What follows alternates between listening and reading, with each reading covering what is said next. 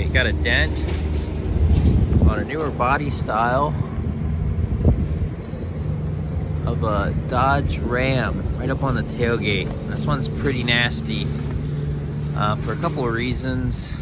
Number one, it's right up on that top body line. Number two, these are actually made of aluminum, so they're a little harder to work with. Also note two, a little bit of chip and a crack in the paint. Customer's not as concerned with that. We're actually gonna apply some touch-up paint that they purchased for them. Check back in, let you know how it goes. All right, so we're finished up on this newer body style Dodge Tailgate.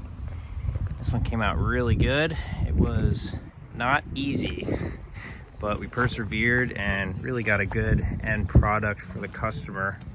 I'm trying to pan around here, try to show you some reflections. Spent a good bit of time realigning the bottom edge right above the tailgate latch here. Also show you too, we did touch up that area. I don't know how much you'll be able to see. And also that little crack in the paint as well.